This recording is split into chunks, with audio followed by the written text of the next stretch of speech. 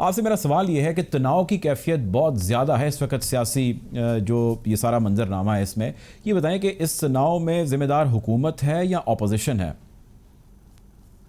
देखिए, मुझे तो लगता है कि जिम्मेदार सारे ही हैं। जिस तरीके से चीजें चल रही हैं तो जाहिर है ये नहीं कह सकते कि एक साइड कोई जिम्मेदार है। दोनों साइड से ही बल्कि 3-4 साइड से ऐसी बातें हो रही हैं कि लग रहा है कि बिल्कुल सर्कस है। तो आप किसी तरीके से पिन पॉइंट नहीं कर सकते कि ये है, लेकिन क्योंकि हुकूमत जाहिर है वो हुकूमत है तो उसके ऊपर ज्यादा उंगलियां उठती हैं कि हुकूमत का तर्ज अमल जो है वो जरा बेहतर होना चाहिए।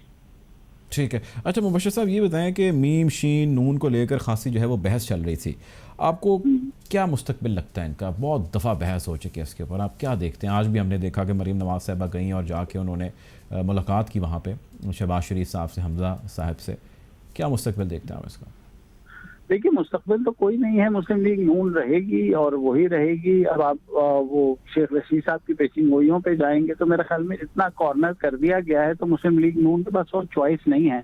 हमने देखा एक आध डिफेक्शन हुई है, लेकिन उसकी वजह भी कुछ और थी। जो कादिर बलोच साहब हैं वो एक उनका फ्यूड था, उनके डिफरेंसेस थे कि भाई सनाउल्लाह जहरी साहब को आपने नहीं बुलाया पीडीएम के जलसे में, इस वजह से वो जो है इनके साथ अब नहीं है।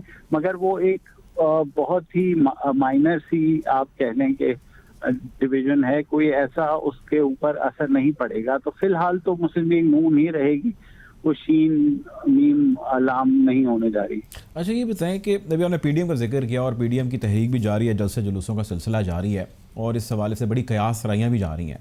आपने बड़ा अरसा रिपोर्ट किया और ऐसे माजी में बहुत सारे इत्तेहाद हुए और APCs हुई। आप एज ए जर्नलिस्ट इस सारे अमल को किस तरह देखते हैं कि पीडीएम कितनी स्ट्रॉन्ग फुटिंग पर है और इसका फ्यूचर क्या है? क्या लगता है आपको? देखिए, फ्यूचर तो उस वक्त तक है जब तक जाहिर अगले इलेक्शन नहीं हो जाते। अब वो मुझे नहीं पता कि कब होंगे, क्या ये पुश कर सकेंगे हुकूमत को कि वो अर्ली इलेक्शंस कॉल कर ले या कुछ सूरत हाल ऐसी बन जाए।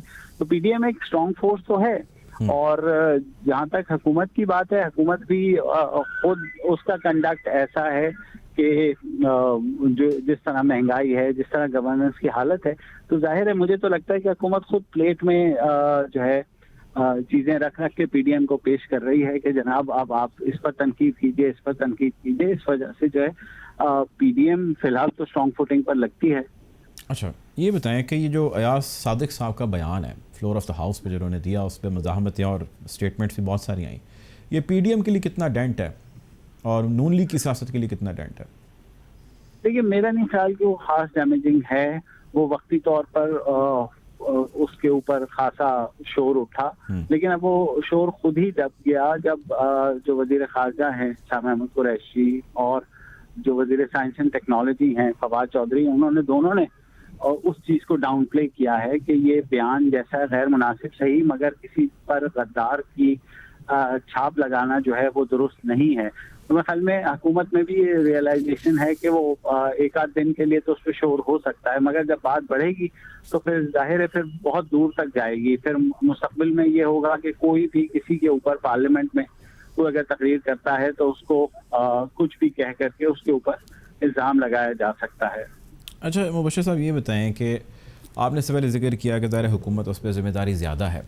वज़ीर आज़म इमरान खान साहब जब भी ख़िताब करते हैं उसमें बड़े सख्त किस्म के वो जुमले जो हैं उनका इस्तेमाल करते हैं, अपोजिशन का ये कहना है, और जो उनके तर्जुमान हैं वो उनसे भी ज़्यादा सख्त जुमलों का जो है वो चुनाव करते हैं। इस सारी सूरत हाल के अंदर आप वज़ीर आज़म और उनके जो तर्जुमान हैं उनके इन बयानात को कैसा देखते हैं? इसमें तो किसी हम सोल्यूशन की जानिब नहीं बढ़ रहे, कोई नेशनल डायलॉग, कोई डिबेट, कोई बैक डोर या फ्रंट फुट पे आके किसी भी किस्म की डिप्लोमेसी तो कहीं नहीं हो रही। देखिए, हुकूमत का मसला ये है कि महंगाई उनसे कंट्रोल नहीं हो रही, गवर्नेंस उनकी क्वेश्चनेबल है, तो लिहाजा उनके लिए जो है इस तरह के बयान जिस तरह वज़ीर आज़म देते हैं तो वो जाहिर है उस चीज से तवज्जो हटा रहे हैं और इस बात को बार बार इसरार कर रहे हैं कि जो कुछ भी है वो अपोजिशन की वजह से है। मगर अब उनको 2.25 साल हो गए हैं हुकूमत में, तो लोग उस चीज को शायद उस तरह तस्लीम नहीं कर पा रहे जो भी वजीर आजम कह रहे हैं। मगर फिलहाल तो जैसे आपने खुद कहा कि तर्जुमान भी बहुत ज्यादा एग्रेसिव हुए हैं, لیکن اصل جو مسئلہ ہے جو معیشت ہے وہ جب تک نہیں سنبھلے گی تو یہ ساری ایگریسو ٹونز جو ہیں حکومت کی یا ترجمانوں کی یہ ان کا فائدہ نہیں ہوگا. اچھا اگر آج حکومت معیشت پہ کنٹرول کر لیتی, قابو کر لیتی, ہم نے دیکھا کچھ پیسے مزید آئے, ڈالر بھی سستا ہوا ہے, تو حکومت کیا بہت اسٹرانگ فوٹنگ پہ آ جائے گی؟ دیکھیے یہ تو بہت ہی آپ نے کہا کہ معیشت ایسی کوئی پٹاری ہے کہ ابھی حکومت نکالے گی اس میں سے کچھ اور کہے گی یہ دیکھیں معیشت کنٹرول میں آ گئی. معیشت ایسے کنٹرول میں نہیں آئے گی. بہت سے فیکٹرز ہیں اس وقت, مثلاً جیسے ہماری ایکسپورٹس ہیں وہ 10% گر گئی ہیں.